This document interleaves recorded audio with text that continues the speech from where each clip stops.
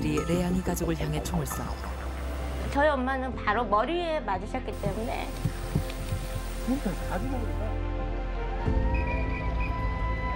시위대가 돌진하게 되니까 공수부대가 이제 그 거리에서 물러나와서 이제 80년 5월 20일 새벽 그녀는 집 앞에서 계엄군으로부터 폭행을 당했습니다. 영준이랑 박철숙이랑 보고 싶어요. 지금 아들. 김영철 씨는 자신이 그토록 그리던 동지들의 곁으로 갔습니다.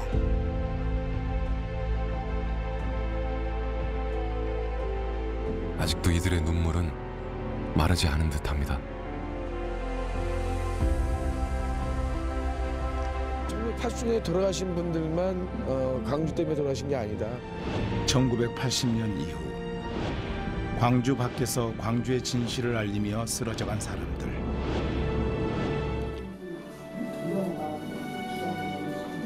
우리 엄마가 내 얼굴도 없는데 가서 얼굴만 들려고 욕보고 있다고 그랬다.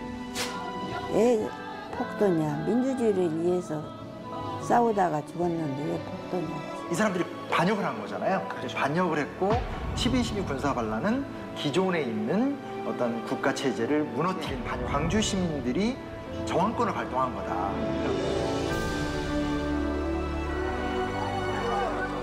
전두환은 책임을 인정하지도 사과하지도 않은 채 끝내 입을 닫았습니다.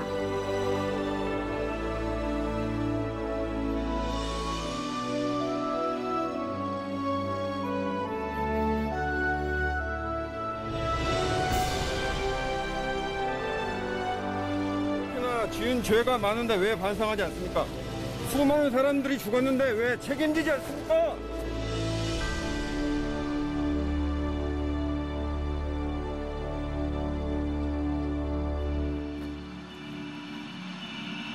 네, 언제 봐도 가슴이 먹먹해지는 것 같습니다.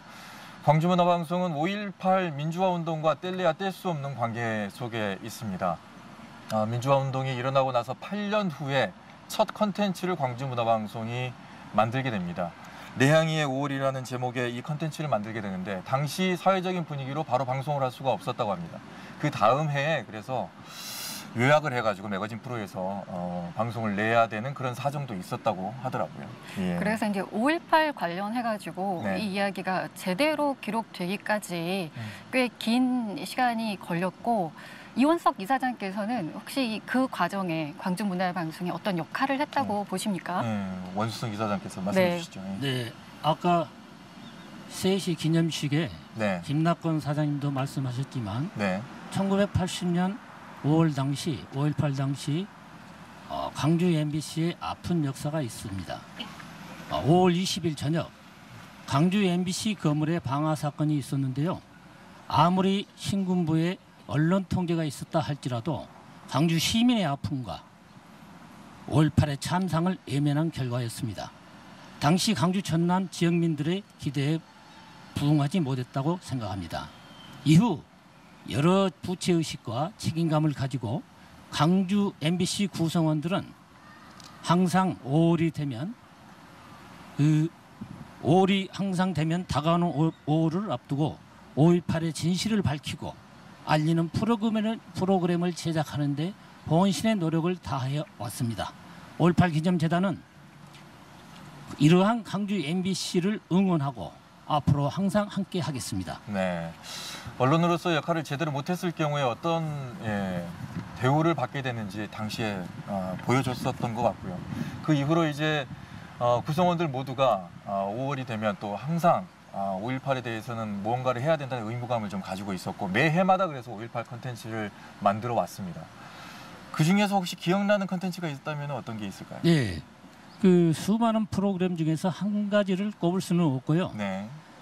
먼저 2000년 광주 5.18 20주년에 5.18 기념재단과 공동 기획한 광주 5.18 20주년 특별기획 다큐멘터리가 기억에 남습니다. 네. 또한 광주 MBC와 5.18 기념재단은 계속해서 의미 있는 프로그램을 같이 해왔습니다. 유튜브 콘텐츠 구순간, 홍성담 정태춘 편, 5.18 40주년 토론방송, 시사영광로 5.18 연대를 위한 hen치페터 국제보도상, 다큐멘터리 우리도 광주처럼 등을 들 수 있습니다. 그리고 최근 몇 년간 부마 민주항쟁과 5.18을 기리는 프로그램을 저희 재단과 함께 해오고 있습니다. 네. 덧붙여 광주 MBC가 제작한 프로그램으로는 이제까지 알려지지 않았던 독일, 미국, 일본에서 일어난 5.18을 알린 이름도 남김없이와 다양한 분야에서 인물들이 5.18의 참상과 생각을 5분 내로 제작한 내 인생의 5.18이 기억에 남습니다. 네. 이러한 콘텐츠는 우리 미래 세대의 교육용 자료로도 활용될 수 있을 것입니다. 네, 만들었던 사람들이 누구도 서운해하지 않게 다 말씀을 해주신 것 같고, 네, 그만큼 다 좋았다는 말씀이신 것 같고, 신 의장께서도 하나를 꼽으실 수 있으시겠습니까? 워낙 다양한 콘텐츠들을 저희가 만들어서요. 네. 조금 전 이사장님께서 말씀을 많이 하시긴 하셨는데, 그렇다면 저는 1989년도에 우리 5.18 구주기였을 거예요. 그때 님을 위한 행진곡이 5.18을 상징하는 이제 대표적으로 상징하는 노래잖아요. 근데 그게 어떻게 제작이 됐는지, 그 노래가 어떻게 해서 만들어지게 됐는지 그런 과정을 조명하는 그 프로그램을 좀 만들어 주셨어요. 근데 저는 그것도 놀라기도 했지만 한편으로는 그 당시가 노태우 군사정권 때 일이거든요. 근데 그때 그런 프로그램을 만들 수 있었다라는 것이 전 정말 놀랍고 대단하다 이런 생각이 좀 들었습니다. 그리고 조금 전에 김기빈 우리 아나운서님께서도 말씀하셨듯이 해년마다 우리 MBC에서는 5.18 관련된 콘텐츠를 만들어 가잖아요. 그런 프로그램을 만들어 가는데 이번에는 어떤 프로그램이 나올까, 어떻게 제작을 할까 늘 기대와 더불어서 늘 응원드리는 바입니다. 네. 저도 기억나는 것은 이제 뭐 같이 모든 구성원들이 함께했지만 5.18을 학생들과 함께 특히 이제 랜선으로 당시 이제 코로나 때문에 직접 갈 수 없었지만 랜선을 통해서 5.18을 함께했던 랜선 5월길도 너무나 좋았었던 것 같아요. 그러면서 이제 5.18 언론상도 받았는데 우리의 아이들에게 5.18의 기억이 잊혀지지 않게 계속해서 우리가 주지시켜준다는 게 그게 또 우리의 의무가 아닌가라는 생각도 듭니다. 예, 오늘 자리해 주신 분 가운데 신 의장께서도 그 시의회에서 교육문화위원장을 또 하시지 않으셨습니까? 네, 전반기 때. 네, 교육에 관해서 아마 애정이 또 남다르실 것 같은데 광주문화방송이 이 5.18 관련해서 교육 프로그램 하는 것이 얼만큼 중요하다고 보십니까? 네, 지역 언론에서 5.18 관련된 프로그램을 이렇게 교육하고 하는 부분들은 저는 굉장히 중요하다고 생각을 하고요. 또 굉장히 필요하다고 생각을 합니다. 5.18을 겪지 않는 세대 같은 경우는, 그리고 타 지역 같은 경우에는 이게 왜곡돼서 인식하는 경우들이 있거든요. 그런데 이런 언론 매체를 통해서, 언론을 통해서 제대로 역사관을 심어줄 수 있는 거고요. 그래서 그런 부분을 저는 굉장히 중요하다고 생각을 하고, 그런 제대로 된 팩트 체크를 할 수밖에 없는 거잖아요, 방송 입장에서는. 그래서 그런 부분이 그 어떤 교육보다도 이 언론을 통한 교육이 굉장히 중요하다고 생각을 합니다. 필요하다고 보고요. 원수석 이사장께서는 그럼 앞으로 광주문화방송이 어떤 역할을 좀 해주셨으면 좋을까요? 네, 그 자극적이고 극단적인 내용들이 여러 매체를 통해서 행행할수록 동영방송의 역할이 더욱 중요하다고 생각합니다. 광주 MBC가 지역민의 아픔을 해결하고 역사의 진실을 알리고 밝히는데 앞으로도 중요한 역할을 해주셨으면 합니다. 그것이 광주 MBC가 창사 60년을 넘어 100년을 준비하는 데 큰 자산이 될 것입니다. 5.18 기념재단도 그러한 광주 MBC와 항상 함께 하겠습니다. 네.